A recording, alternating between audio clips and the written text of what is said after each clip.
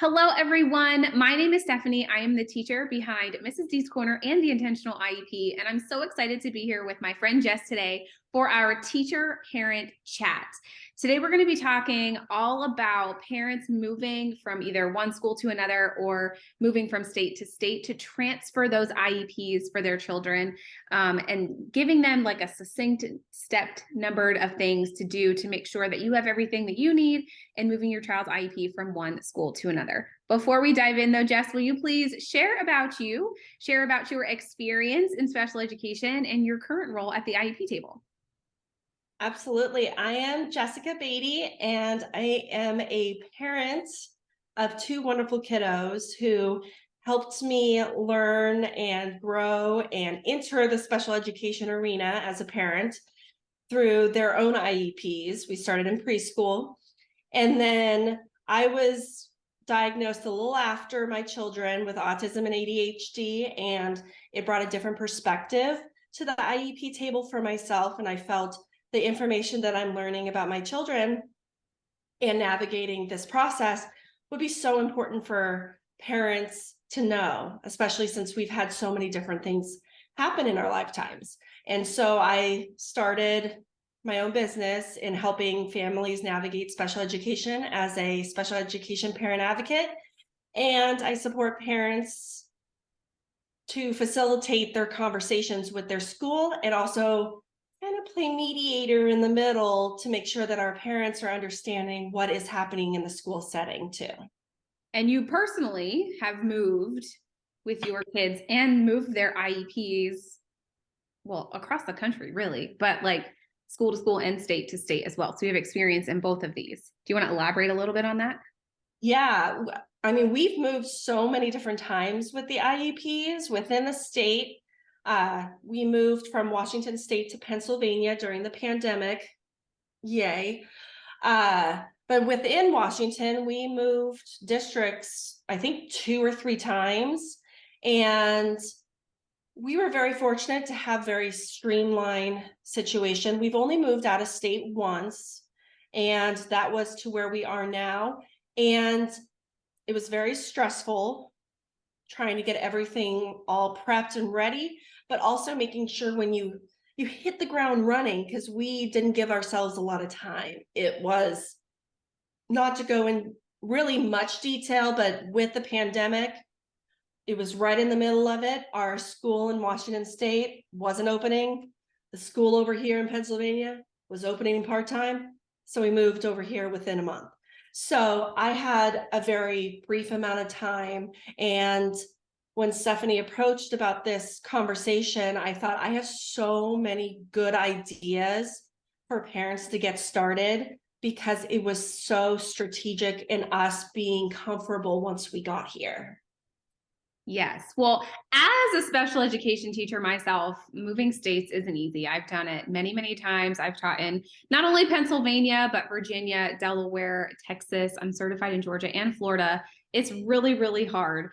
And there's a lot of steps that come down to it. You can figure it out on your own, but it's so much easier if you have guidelines to help you get through the process so you don't miss anything. So as a teacher, though, I've also received those incoming out of state, out of district IEPs. So let's just dive right in. And we've talked about your experience a little bit with moving states and moving within districts. So I think we should just dive right into the steps that parents can follow to kind of make sure that they have all of their I's dotted and T's crossed. I wanted to make sure I said that correctly because I wasn't thinking it the same way that it came out. So I'm glad it came out all right. So let's just dive right in. You have, I think, 11 steps for us, correct? Yes. Yes. Sounds like a lot. Parents, do not let it overwhelm you. They are very easy. Just simple things. Think of a task analysis. If you have no idea what that is, you're like, Stephanie, stop talking. Task analysis is when, let's say you're making a peanut butter and jelly sandwich. It's when you break down all the steps. First, I have to get a knife out. I need to get the peanut butter. I need to get the jelly. So we are breaking it down for you in each step for actionable items you can do along the way. So Jess, take it away. Okay, hopefully I make it a little less stressful than a task analysis or whatever the peanut butter and jelly thing is. But there are a lot of steps, and often when we're thinking about these things, it's like, oh, I'll just take care of it when we get there. The reason mine went so smooth was I started, the moment we knew, I started the conversation. So the first step is always, if you're moving district or out of state, is to request your student records. And that's a pretty simple process.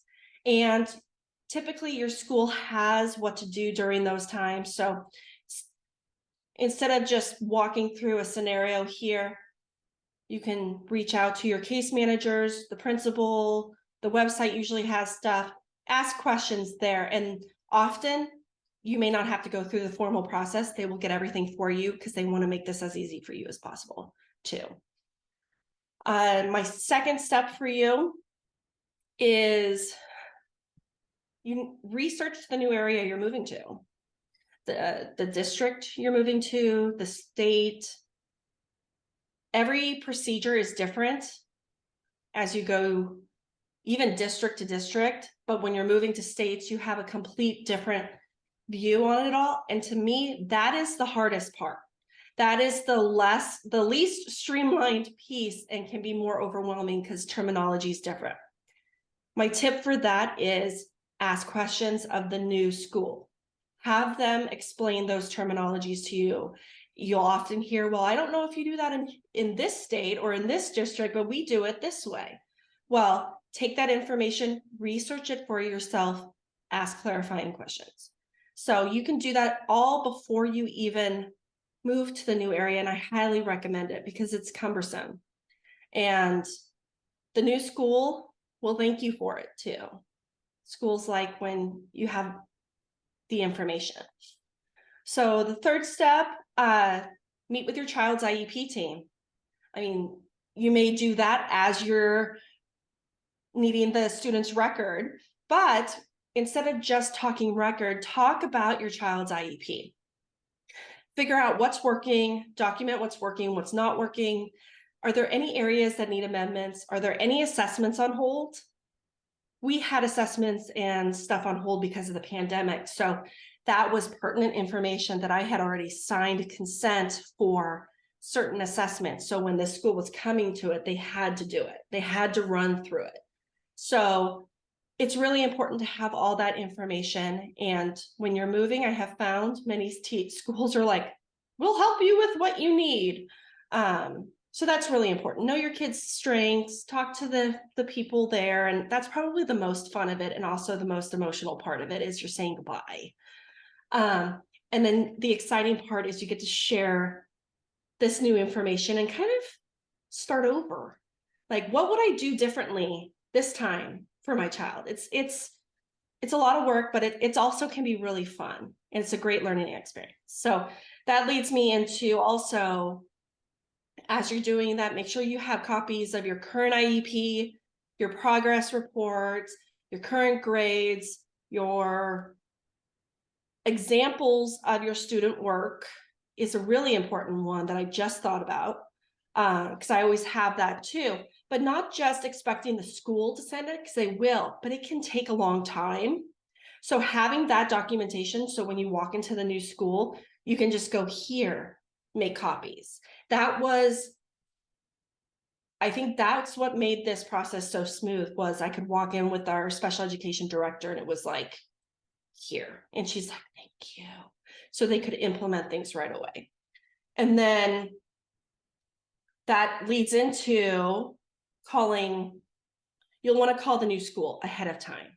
So you're going to need to talk about registration and clicking a button that you have an IEP. If that's not an option, put it in the notes, like make sure that they know that you're a student with an IEP, because it can be lost in translation and then they won't know to look for that stuff.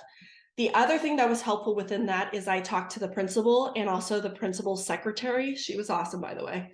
And she told me the whole process. So if you can get in with the school secretary, she will give you all the information you need to, who to talk to, emails, all this. Like, she was phenomenal. And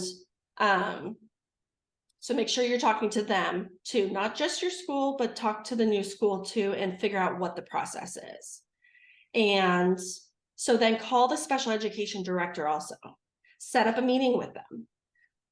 Discuss with them, what is the process in your state? Or if you're going district to district, is the process similar to what I've been through? This is what we did. What should I expect? And then when you're going to a state, what should I expect? How is this done differently?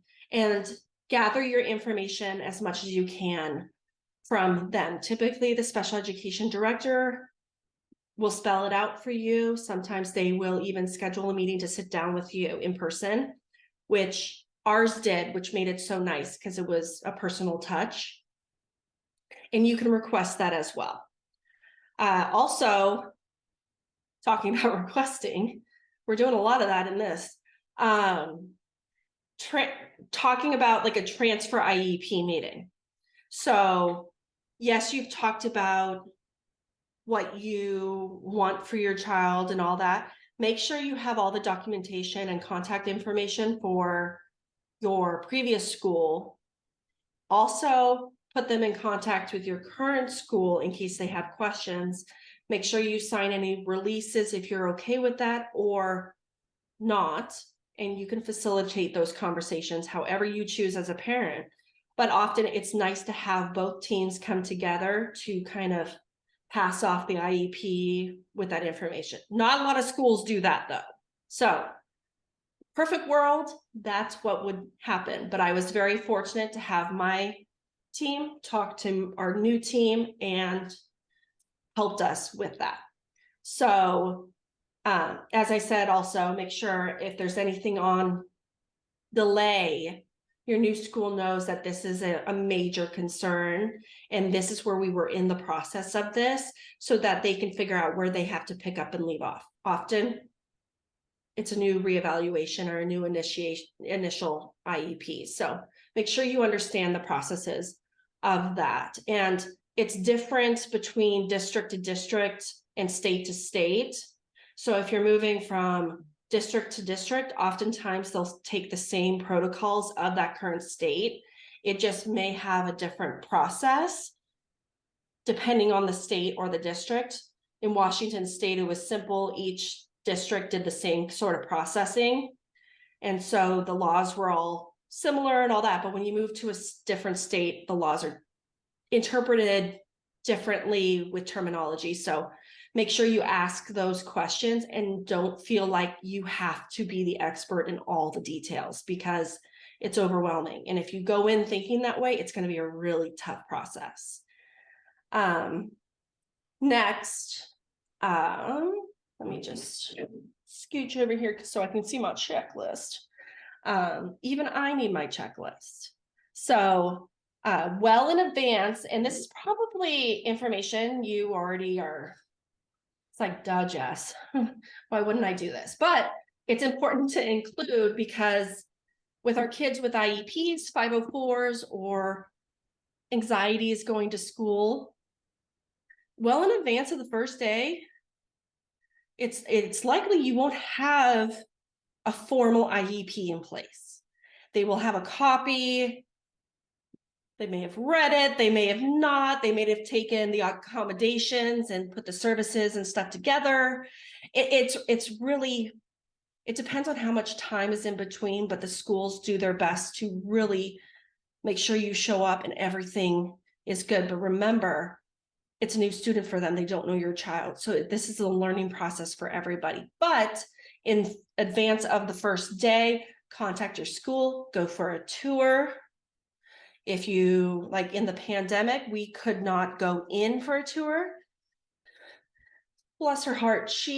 Our school counselor walked around with a computer on Zoom and showed us everything. And then had my son meet his teacher and they got to talk and see some of the kids before. And it was really, really sweet. And the same person came and met him to walk him in and stayed with him for the whole week to gather data. And it was fantastic. So there's different things that can be done. Being flexible and open and asking, can you just like show me on Zoom or something? there's many opportunities for that. And we got really fortunate with that. So make sure you're planning ahead. Most importantly, pick up and drop off when you're going to the school. Because many times you'll get like a video of what you do or transportation, but what does that really mean? So where is the bus dropping off at the school, and where does the student have to walk to, and all this? So have a tour of specifically walking through that day. And it depends on what your child needs. Some children are fine meeting with somebody and then they go. Others need that walkthrough. So make sure you advocate for what your child needs with the understanding of, let's be flexible, and can I just bring my kid here and we can walk around just to get comfortable. And often new students get, I have found a little bit of more support in that area, or at least I hope so, because ours was so good. I hope that for others. And lastly, or no, I have two more, I promise. I'm gonna stop talking after two more. When you are meeting with your school, and especially your teacher, even prior to the first day, make sure you send a meet Johnny or something, with their strengths, their interests, things that work for them, things that may tick them off a little bit. So the teacher has a little bit more prep, because even when you have your students' nerves, your parent nerves, the teacher has their nerves too, because it's a new personality and they want so badly to incorporate. And it can be a bit overwhelming with all the excitement. So make sure you're giving all the information you possibly can for the first day for the actual specialists, teachers, staff who will be in contact that first day. And lastly, this is my favorite, and it's probably may surprise a few, but my last piece of advice when you're transferring to like a new school or anything is you got to really psych up your kid.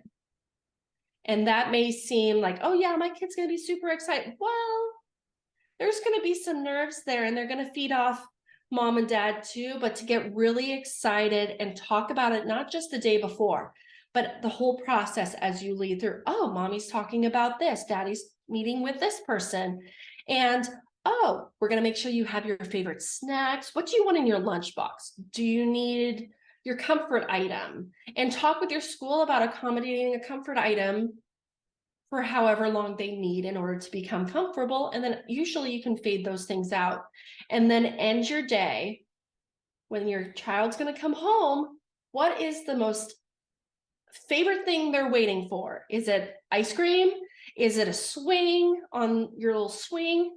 Have stuff prepared that will help only regulate them, but make them feel rewarded in a way of, I got through this, it was great, and now we move on to the next day. I love that. Now, teachers, if you are also watching this in addition to parents, Jess has all of these in a checklist for you. Make sure you check the text or the description of this video, because the link for that freebie checklist for steps for parents to follow is there for you. Teachers, you can share this with parents if you know and they let you know that they're moving. This is valuable information. And so I just have one last question for you, Jess. What is your best piece of advice for parents or families that are thinking of moving or have already moved and need to transfer their child's IEP? Start as early as you possibly can. So if you know you're moving, start right then and there. Start having the conversations. But let's say you've moved because it's quick and you're here. Start making those phone calls, connections with people to figure out what you have to do. And a lot of the first contact is with your special education director and or the principal, typically both, and just say, hey, we're new to the area. We have a student who with an IEP, I've already registered, but I want to make sure you have all this information. Get them all the information you possibly can so they can fire up the process a little bit. And that would be the best piece of advice I have for this moment. I love that. Well, thank you so much, Jess, for being here and just sharing your knowledge and expertise as a parent who has gone through this with your own children, your own students who have IEPs. It is valuable information. If anyone listening or watching this wanted to reach out to you and ask more questions or learn more about you or work with you in any capacity, where can they find you online? You can find me on Instagram. There's a lot of tips, tricks, talking about our day-to-day, navigating different scenarios in the IEP world at Jessica Beatty _advocate. Also, you can email me directly, hello@jessicabeatty.com, or on my website, jessicabeatty.com. It's under construction for a little bit, going to be incorporating some really great stuff about autism in the classroom and information for parents navigating the IEP process. But email me, message me on there. I am always happy to answer questions. Yes. Well, again, thank you so, so much, Jess, for being here. Teachers and parents that are listening, don't forget to grab that free checklist that Jess has provided for you. If you have any additional questions, or teachers, if you're listening and you're like, I just got an out-of-state IEP, what do I do? Or if you are thinking about moving state to state and need to transfer your certification, I am here to help you. I have done both many, many times.